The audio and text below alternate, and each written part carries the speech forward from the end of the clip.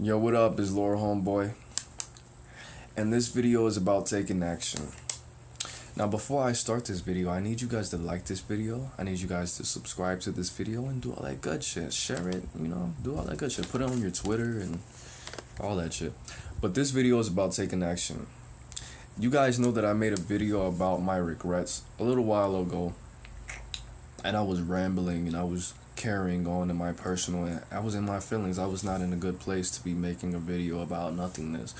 But this video is about my regrets and taking action and making sure that you don't have regrets in your life. And I'm going to give you the steps to make sure that you don't have regrets in your life. And I'm going to give you examples, stories, all that shit. Now, the first thing what made me think about this is the fact that I don't want my child to have regrets in my life. And I don't want your child, past, future, or present, to have regrets in their life.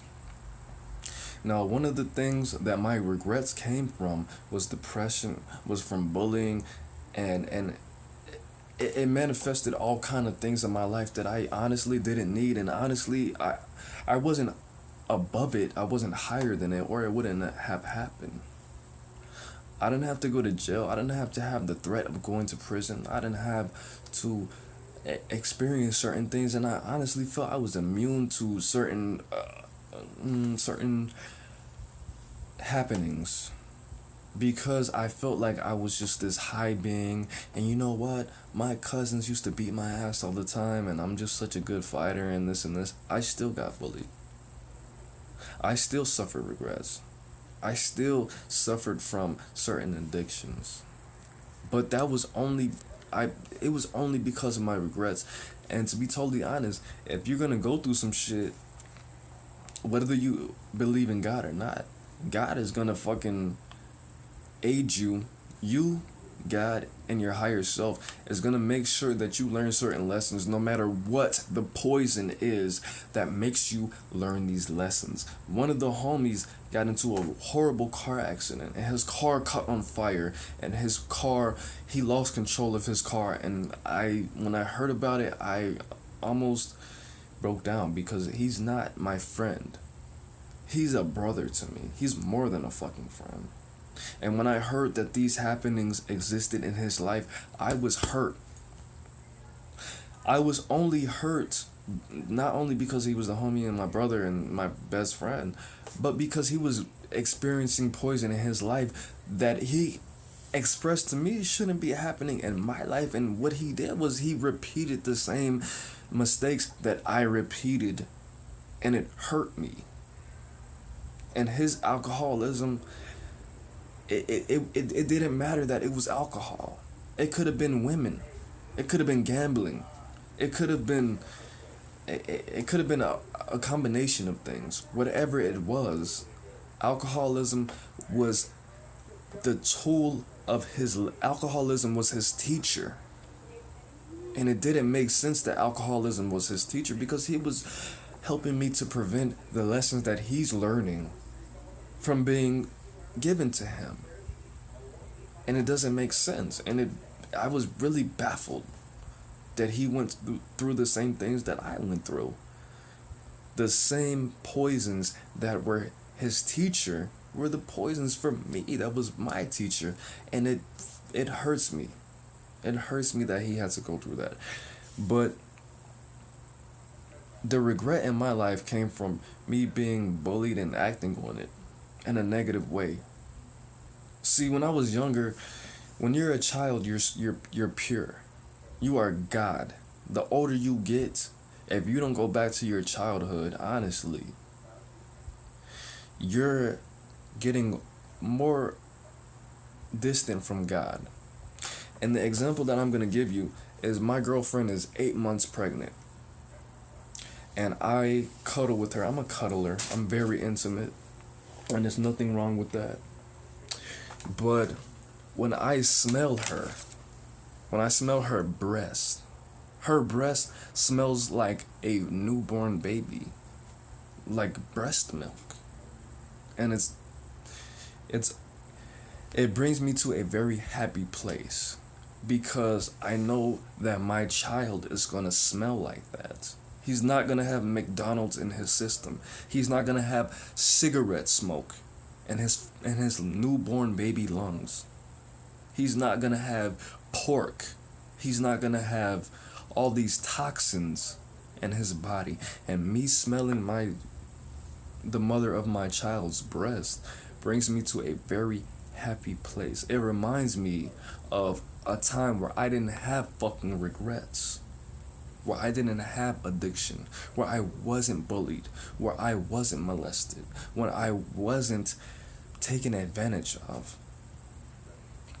And it makes me think about being in a prison that I didn't have to be in. You having regrets is a prison.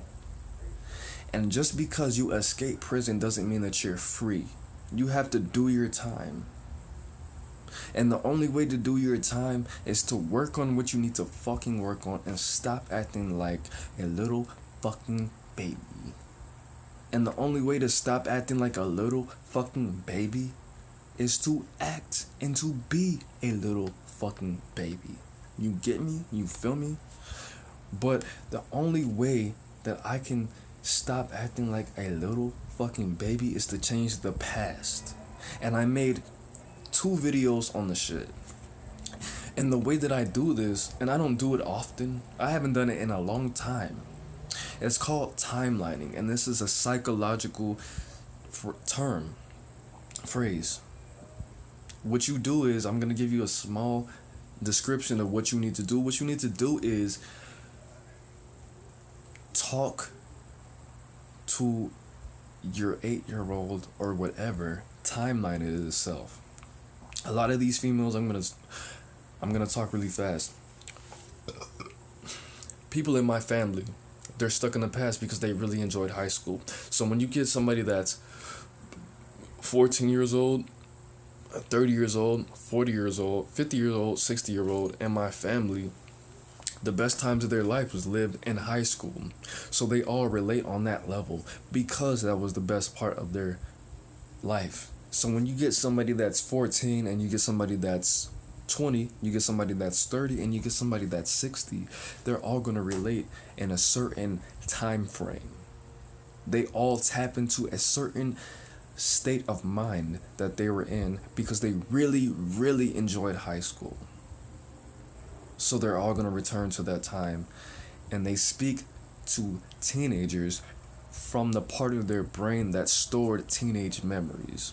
What you need to do is you need to sit down and you need to write your whatever the age that it was that got traumatized. Me, what I did, it was a really bad time in my life that stuck out to me was when I was 6 years old, and I wrote a letter to my 6-year-old self, and I meditated on that, and I remember the exact happenings. We had a party because I was going from preschool to first grade, from kindergarten to first grade. And I went on the back porch by myself. I needed a breather. And I wrote to this time in my life, and I was like, hey, I know you're sitting outside right now, and I know you feel, a little funny about your life. But look, when you grow up, you're gonna be sexy as hell, son. You're gonna fuck bad bitches. You're gonna get a beautiful white woman with the most beautiful eyes that you've ever seen. She's gonna get pregnant with a very beautiful little child. You're gonna fucking live it up. I lied to my 6-year-old self and told him that he was gonna wake up in a new Bugatti. But you know what I'm saying? You have to timeline yourself. Do that. You don't need to have regrets in your life. You having regrets in your life is a battle. And the first step that you need to take in this battle is to identify the negativity in your life. Meditate on it. Feel shitty. Feel depressed. Feel like killing yourself. But when you do that, you need to take action to combat that. For every time, let's go back to the 6-year-old time. Let's say for you it was the same. That day, I graduated from kindergarten and I was going into first grade. Or I was on my little league baseball team and I didn't get a home run, but 3 of them and I felt really shitty and I went to the dugout. We'll use some of those examples. For every time that I swung the bat and I didn't get a hit and I didn't get a home run, I had to do 2 more positive things to equal out and to boost the negativity going on in that situation. You go to a party, you go to a club, and you talk to 3 girls. And those 3 girls, you know what? You're weird. I don't like you. You know what? I got a boyfriend. And you feel shitty about yourself. You have to recognize that you feel shitty, number 1. Then you know what you do? You go home. You do 2 awesome ass things. Do 2 more positive things. Walk up to a homeless person, give that homeless person $1.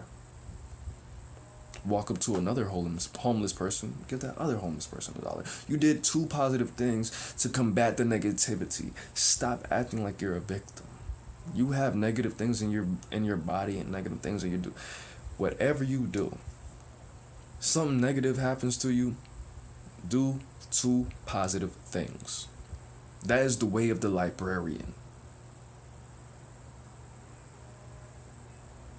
Something bad happens to you, good.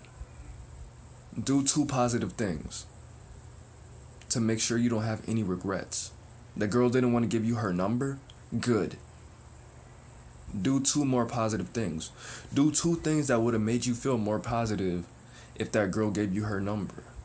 Do that, and then do 2 more of those things. That makes my life better. I was going to a study, one of the paid research studies. I felt shitty. I didn't want to wake up. But I knew, hey, if I go there, 30 minutes, they're going to give me $100. You know what I did? I got a pack of hot dogs and I put that shit in my backpack. And I walked up to a guy that was asking for change. And I asked him how his day was. And he told me he was having a shitty ass day. And I gave him that pack of hot dogs.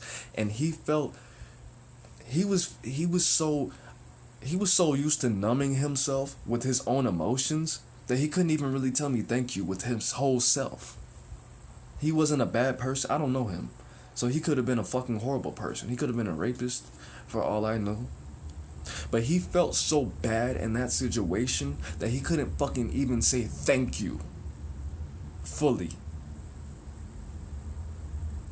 And I gave that to him. A lot of people. I spent $30 on my dinner at Denny's with my girl. $27.51.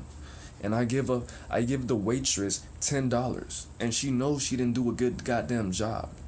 But she felt so numb by her trying to cope with her own emotions. She couldn't even feel happy that I gave her $10 for a $30 fucking bill.